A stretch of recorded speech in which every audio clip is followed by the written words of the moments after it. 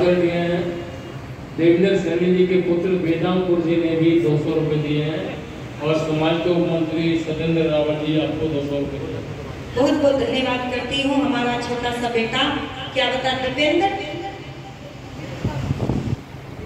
अच्छा हमारे दादाजी ने भिजवाए हैं। अच्छा दीप कुमार जी ने अपनी पवित्र कमाई से 100 रुपए में आपका भी बहुत बहुत धन्यवाद करती हूँ। ये इच्छाएं हुआ करती थी हमारे देश में महिलाओं की। मैंने रात एक बात कही थी, आप लोग नहीं थे, कि अब हमारा मन क्या करता है, हमारी क्या इच्छाएं हैं। हमारी इच्छाएं हैं कि भाई बड़े शहर में एक घर बन जाए। हमारे बाबूजी श्री राधे श्याम जी आर्य वो अपनी पवित्र कमाई से 500 रुपए देकर के सम्मान कर रहे हैं। एक बार तालियों से आप भी सम्मान करो। और मैं जब भी आती हूँ आर्य समाज हिसार में, आप ऐसे ही अपनी पवित्र कमाई से हमारा सम्मान बढ़ाते हैं। हमारे मंत्री जी हैं, वो मंच पर सम्मान यहाँ पर तो सबके सामने, इसका अर्थ है कि वो दिखाना नहीं चाहते होंगे, सबके सामने नहीं करते, पर स्पेशल कमरे में जाकर के हम सभी को 500 रुपए देकर के उन्होंने हमारा सम्मान बढ़ाया है। मैं आपका भी बहुत बहुत सम्मान करती हूँ, धन्यवाद करती हूँ। और निवेदन कर रही थी कि आज हमारी क्या इच्छाएं हैं कि हिसार में एक अच्छी सी कोठी बन जाए। ऐसे ही सोचते हैं ना, बच्चों पढ़ाई क्यों कर रहे हो, क्यों कर रहे हो बताओ, कि हमारी क्या लग जाए, नौकरी। अच्छा बताओ अगर नौकरी ना लगी तो फिर क्या होगा, बताओ। बोले जी और का तो कुछ पता नहीं, पर हमारी शादी नहीं होगी। इधर वालों की तो लगे ना लगे हो जाएगी, चिंता मत करना, पर इधर वालों की नहीं हो पाएगी। क्यों? अभी आप सुन रहे थे कि पास से देख करके अगर देखते थे नेताजी को तो बोलो रंग के अंदर से भी चमक आती थी। गोरवर्ण नहीं था, श्याम वर्ण था। पर मैं निवेदन करूं आपके समक्ष, रूप रंग कोई मान्यता नहीं रखती। बेटियों ध्यान से सुनना, और इस बात को सब कहते हैं और जानते हैं। इसीलिए आपसे कहूंगी कि कभी भी 2-2, 3-3 घंटे बड़ा कीमती होता है समय। एक बार चला गया तो पुनः लौट करके फिर किसी भी कीमत पर मिलता, अरे बोलो नहीं। इसीलिए 3-3, 4-4 घंटे पार्लर में बैठ करके समय और धन की बर्बादी मत करना। करो नहीं, मत करना, तुम्हारे लिए भी कह रही हूं। अभी तो तुम नहीं करती, मैं जानती हूँ, पर सपना रहता है हम भी जाएंगे। क्यों? सुंदर बनकर के आएंगे। मैं कहा करती हूँ वो सुंदरता नहीं बल्कि गुलामी है, गुलामी। और किसके लिए करते हैं? क्यों बहनों, घर में तो कोई नहीं करती, या करती है? घर में तो महिलाएं ऐसे ही घूमती रहती है, जबकि हमने सुना कि श्रृंगार पति के लिए होता है, पर जब ये बाहर जाती है तब ये सज धज करके जाती है। क्यों? मेरे देश की संस्कृति ऐसी बोलो बिल्कुल नहीं। हमें सुंदर बनना है बच्चों। मैं ये नहीं कहती कि सुंदर मत बनना, सुंदर तो बनना है, पर कैसे? विचारों से, व्यवहार से, संस्कार से। और बोलो राष्ट्र को भी सुंदर बनाना है। हमें एक डॉक्टर बनना है। कैसा डॉक्टर? बोलो, अरे कुछ तो बोलो, मैंने बता दिया। सुंदर डॉक्टर बनेगी आप, सुंदर डॉक्टर। कैसा होता है? बोलेगी जब डॉक्टर बनेंगे 500 रुपए तो फीस ले लेंगे, 20 रुपए की दवाई 100 रुपए में दे देंगे किसी मामूली से आदमी को, फिर हम सुंदर बन जाएंगे, पार्लर में मेकअप करा लेंगे। ऐसी सुंदरता नहीं, फिर कैसी सुंदरता? बोले मैं डॉक्टर बन गया। आप सुनो, और जो बीमारी सामने वाले व्यक्ति को है उस बीमारी का इलाज करूंगा, जो नहीं है उसका मत करना, जो है नहीं अब इसके इलाज होते हैं। जितना उसके इलाज में रुपया खर्च हुआ है उतना ही रुपया दूंगा। ये है धर्म के साथ जुड़ करके अर्थ कमाना। और जो धर्म के साथ जुड़ करके अर्थ कमाते हैं वो लोग, उनकी सुंदरता बढ़ती है, घटती नहीं। अध्यापक वर्ग, मेरी बहनें सुंदर होना चाहती है तो बोले जितना पाठ मैंने आज बच्चों के साथ निश्चित किया वो पाठ इतनी ईमानदारी से पढ़ाऊं कि मेरी ही क्लास में मेरे बच्चों को वह पाठ याद हो जाए। आजकल क्या होता है, छोटे छोटे बच्चों को बस टिक लगा करके किताब में दे दिया जाता है, ये याद करके आना, ये याद करके आना, ये याद करके आना। और बोलो जब याद नहीं हुआ, क्योंकि सबके घर में तो पढ़े लिखे माता पिता नहीं है ना। आज तो पढ़ाई ऐसी है कि अध्यापक को भी पहले पढ़ना पड़ता है फिर पढ़ाना पड़ता है। और जब वो पाठ याद नहीं हुआ तो बोले फिर ट्यूशन लगवाना, और ट्यूशन हमसे लगवाना। यदि बाहर वालों से लगवाओगे तो जिन बच्चों का ट्यूशन लगा होता है बोलो उनके नंबर ज्यादा आते हैं, और जिनका ट्यूशन स्कूल वाले अध्यापक के पास नहीं होता उनके नंबर कम आते हैं। अच्छा बताओ ये अधर्म है या नहीं? ये क्या है? मजबूरी का फायदा उठाते हैं लोग। किससे करे बात साहब? अरे जब बसों की हड़ताल हो जाए ना तो एक रिक्शे वाला भी 20 रुपए यदि किराया होना ऑटो का तो बोलो 200 रुपए मांगता है। मानता या नहीं मानता? और किस प्रकार से लोग बात तो करते हैं राष्ट्र बने, कैसे बने, देश भगत सिंह का बने, पर कैसे बने? अरे भगत सिंह तूने तो त्याग किया था, समर्पण किया था। त्याग और समर्पण तो चाहते हैं हम, पर सामने वाला करे। जब हमारा नंबर आए तो फिर हमारे पास बोलो इन शब्दों के लिए जगह नहीं है। ओहो, इसीलिए लिख दिया, बोले शरीफ कौन है? शरीफ बोल दो आज। बोले भाई साहब जिसे लूटने का नहीं मिला है मौका, बस वही है शरीफ। और जिसे मौका मिल गया हो उसने छोड़ा है क्या बेटियों? इसीलिए मैं चाहती हूँ आप संकल्प लो कि जब मैं देश में निकलूंगा क्या बन करके, डॉक्टर बन करके, इंजीनियर बन के, प्रोफेसर बन के, बैंक मैनेजर बन के, और एक सच्चा इंसान बन करके, तो अपने कर्तव्य को धर्म के साथ निभाऊंगा। मैं सुंदर बनूंगा, राष्ट्र को भी सुंदर बनाऊंगा, और बोलो समाज को भी सुंदर बनाऊंगा। और लोग आपको कहे धन्य है वो माता पिता जिन्होंने ऐसी संतान को जन्म दिया है। अगर ऐसा सुनने को मिला तो जीवन सफल हो गया। और यदि लोगों ने कहा अरे माँ ऐसा बेटा पैदा ना करती, इससे अच्छा तो पैदा होते ही इस बेटे को क्या कर देती, बोलो मार देती। इसीलिए कह दिया है क्या? तो सुनिएगा, बड़े दर्द के साथ लिखा है कवि ने, बहुत सुंदर शब्दों के साथ कहा, डर है कि देशद्रोहियों से आबाद न हो जाए। आपने फोटो देखे होंगे राम और कृष्ण के। अच्छा गोरे रंग के हैं या काले रंग के? काले काले से लगाए हैं ना फोटो। अब पता नहीं इन्होंने काला क्यों बनाया। इन्होंने पद पढ़े हैं सूरदास के, तुलसीदास के, और उसी के आधार पर बना दिया, अपनी बुद्धि के आधार पर। मैं निवेदन कर दूं आपके समक्ष, फिर भी वहां से भी हम कुछ अच्छाई ढूंढ करके लाते हैं। राम और कृष्ण की पूजा होती है, पर वो सुंदर गोरे नहीं थे, है ना। छत्रपति शिवाजी की पूजा होती है, क्या छत्रपति शिवाजी शरीर से सुंदर थे? नहीं थे, फिर भी लोग उनकी पूजा करते हैं। क्यों? क्योंकि वो कर्मों से सुंदर थे। डर है कि देशद्रोहियों से आबाद न हो जाए।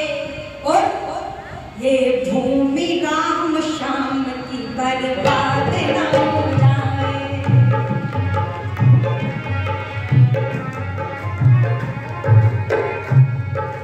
क्यों हो जाएगी बर्बाद? नकली सुंदरता को पाना चाहते हैं। डर है कि देश द्रोहियों से आबाद न हो जाए।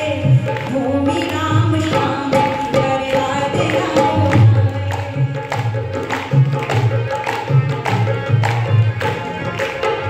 और क्या करना है तुम्हें बच्चों?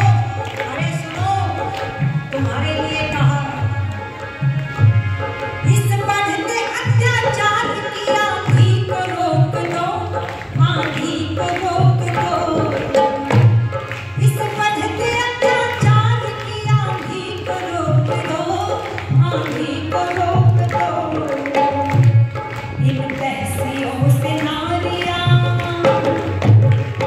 इन बहसियों से नारियां तैयार न हो जाए। भूमि राम श्याम की बर्बाद न हो जाए। भूमि राम श्याम की बर्बाद न हो जाए।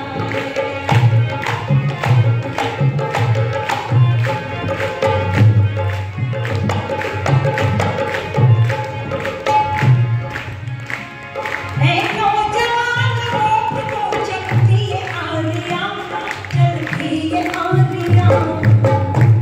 ऐ नौजवान रोक दो चलती ये आंधियां, चलती ये आंधियां। गौ माता मांस पक्षियों का,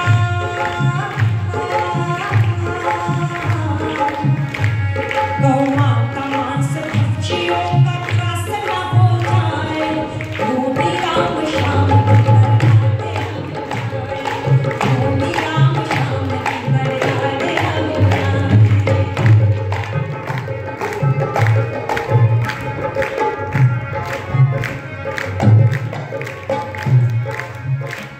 मेरे देश में वीरों की कमी नहीं, धन की कमी नहीं, बल की कमी नहीं, और कह दूं जरा चरित्र की भी कमी नहीं।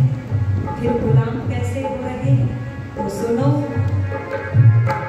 हद हो चुकी है आरियों खामोशी तोड़ दो।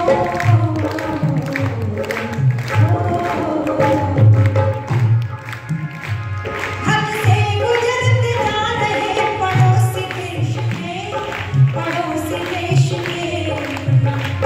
हद से गुजरते जा रहे पड़ोसी देश के, पड़ोसी देश के। कश्मीर अंग देश का,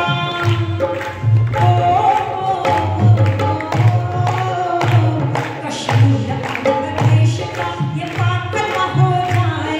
कश्मीर अंग देश का पाक न हो जाए। भूमि राम श्याम की बर्बाद न हो जाए। भूमि राम श्याम की बर्बाद न हो जाए।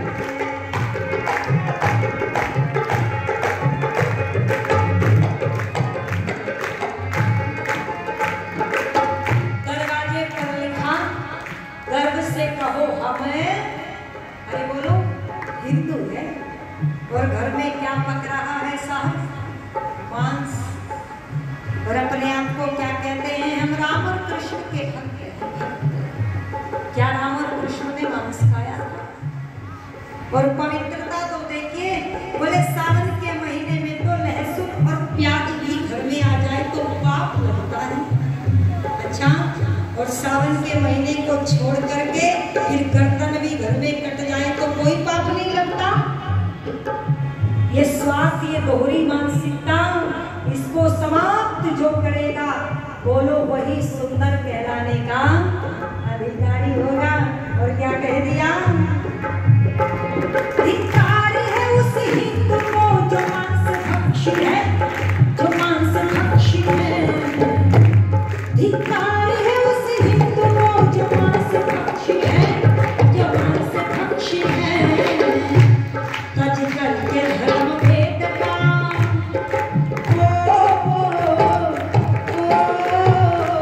तज करके धर्म भेद का जल्लाद न हो जाए। तज करके धर्म भेद का जल्लाद न हो जाए। भूमि राम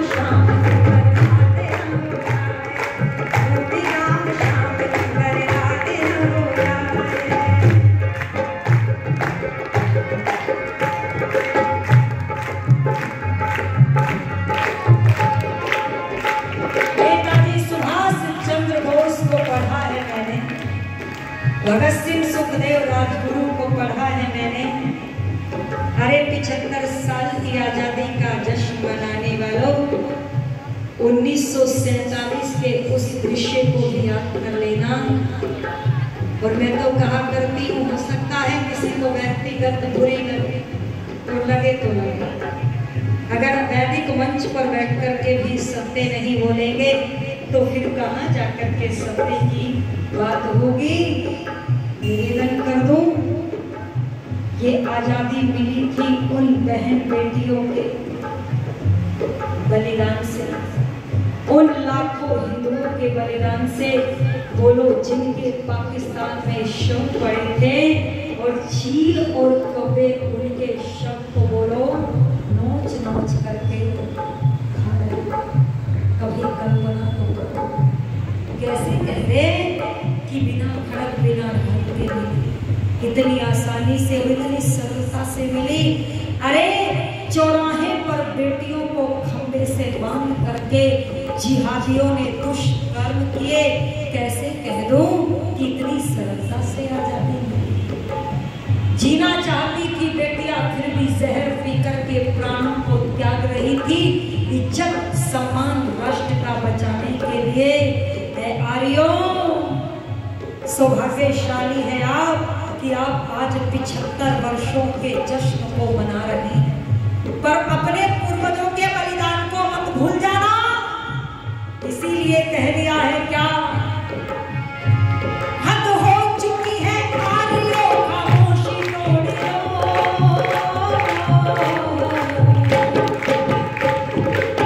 और एक बात तो कह दो, तो हद ही हो चुकी है।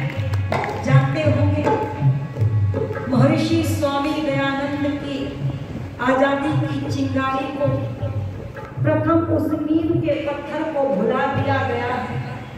और आर्यों, यदि अभी भी लहू में उबाल नहीं आया तो फिर समझ लेना फिर कभी भी उबाल आने वाला नहीं है। अरे अब तक तो आर्यों को खड़ा हो जाना चाहिए था।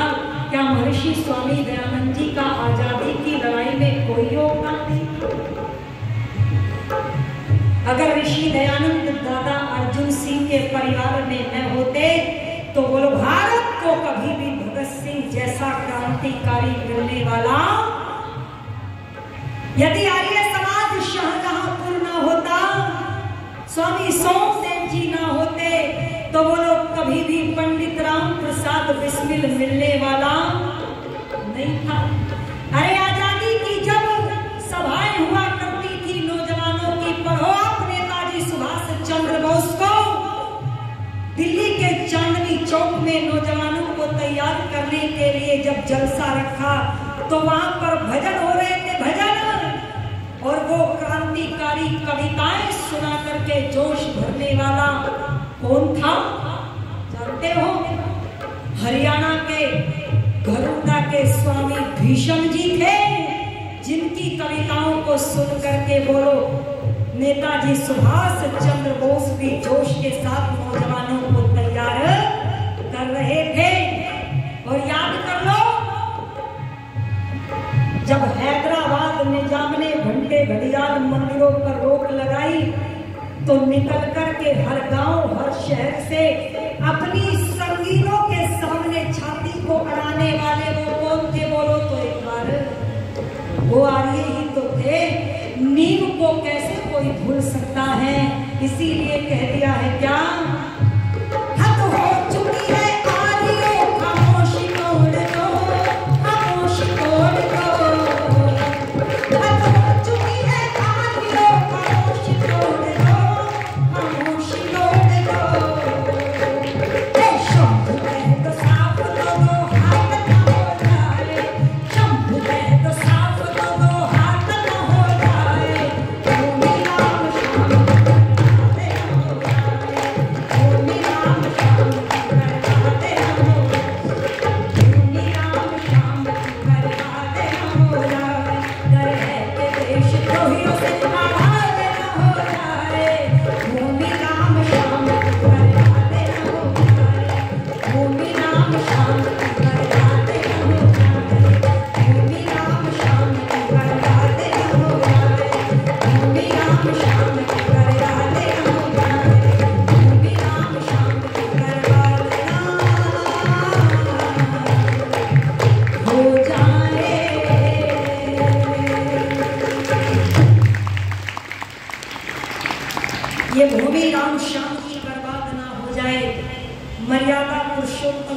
रामचंद्र महाराज को, योगीराज श्री कृष्ण महाराज को सम्मान किसने दिलाया?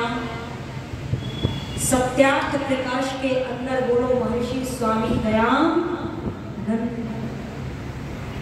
और मैं तो साफ शब्दों में कहा करती हूँ कि विश्व को अमृत पिलाने वाले कौन थे? वो तो एक बार महर्षि स्वामी दयानंद थे। और जिम्मेदार व्यक्ति को बोलो कभी भी पक्षपात करना नहीं चाहिए। रात बड़ी सुंदर चर्चाएं, कुछ लोग रात्रि में बच्चे नहीं होते, आप सुनते हैं देश राष्ट्र धर्म सर्वोपरि, और ऐसे बहुत सारे उदाहरण भरे पड़े हैं, पर 5 मिनट है, व्याख्या का समय नहीं। व्याख्या सदयाचार्य जी करते हैं, बस मैं भजन के माध्यम से बता दूं। कहना पड़ रहा है, बहुत पुराना एक गीत है, शब्द श्री सारस्वत मोहन मनीषी जी का।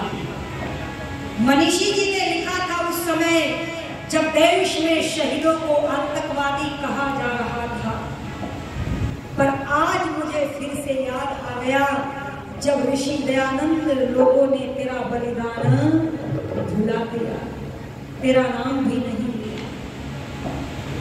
इसीलिए कहने को दिल करता है, और मैं जानती हुए भजन सबको याद है, सबने सुना, बस मिलकर के बोल देना क्या? अरे हमको पता न था सूरज बचकानी भाषा बोलेगा। समझने वाले समझ रहे होंगे साहब, उनको नाम लेकर के कहने की आवश्यकता नहीं है। मैं तो सत्य स्वीकार करती हूँ, मेरी इतनी पावर नहीं कि मैं नाम लेकर के कह दूँ, फिर भी मैं कहूंगी। समझने वाले समझ ले,